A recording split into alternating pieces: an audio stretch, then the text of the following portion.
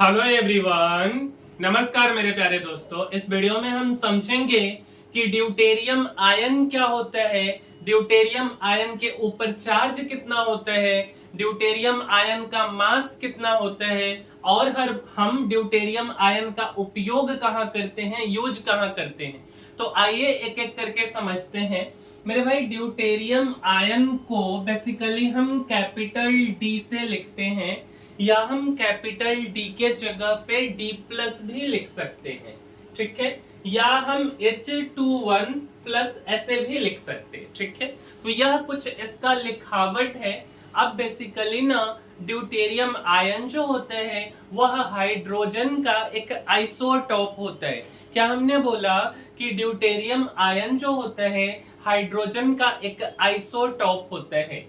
अगर हम इस पे चार्ज की बात करें तो एक यूनिट का पॉजिटिव चार्ज होता मींस प्लस ई होता, और जैसा कि आप जानते हैं कि प्लस ई का मतलब 1.602 गुने 10 के पावर माइनस के 19 कूलम्ब। अगर हम इसको सीजीएस यूनिट में कन्वर्ट करें और जहां हम इलेक्ट्रोस्टैटिक यूनिट की बात कर रहे तो ये प्लस 4.8 इंटू 10 के पावर माइनस के 10 ESU, या हम इसको स्टैट कूलम्ब लिख सकते। अगर हम फिगर के माध्यम से समझें तो लेट अस सपोज मेरे भाई ये है हाइड्रोजन H21 और इसका फिगर बनाएंगे तो यह आपको दिख रहा है न्यूक्लियस। यह क्या दिख रहा है मेरे भाई? न्यूक्लियस।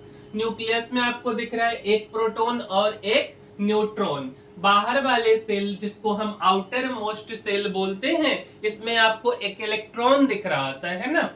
अब इसमें से हम एक इलेक्ट्रॉन को बाहर निकाल दिए तो यह बन गया H21 प्लस। मतलब अब आप देखो केवल न्यूक्लियस बचा, मतलब एक प्रोटॉन और एक न्यूट्रॉन, इलेक्ट्रॉन नहीं रहा, तो इसी को हम ड्यूटेरियम आयन बोलेंगे।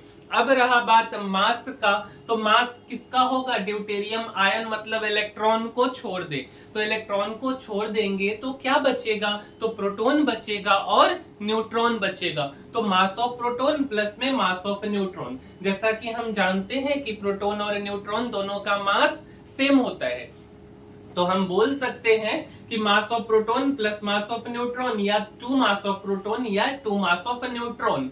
तो 2 मास ऑफ प्रोटॉन लिख दिए, तो इसी को हम 2 मास ऑफ प्रोटॉन होता है 1837 टाइम्स मास ऑफ इलेक्ट्रॉन, या हम इसी को कैलकुलेट करेंगे तो 3674 टाइम्स मास ऑफ इलेक्ट्रॉन, या हम इसको 1.672 मास ऑफ प्रोटॉन के जगह पे इंटू 10 के पावर माइनस के 27 केजी गुने 2 भी लिख सकते। अब बात आता है कि ड्यूटेरियम आयन का उपयोग कहाँ किया जाता है, कहाँ यूज करते हैं ना। तो मेरे भाई आपने न्यूक्लियर फ्यूजन और फिजन के बारे में नाम जरूर सुना होगा। तो न्यूक्लियर फ्यूजन रिएक्शन में हम ड्यूटेरियम आयन का यूज करते हैं।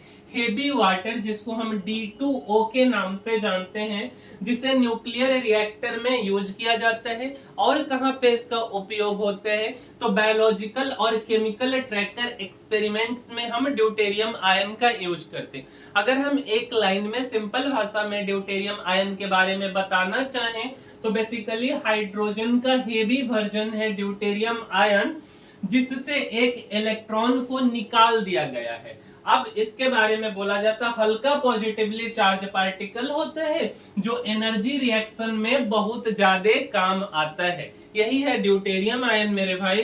तो इस वीडियो में इतना ही, मिलते हैं अगले वीडियो में, तब तक के लिए धन्यवाद।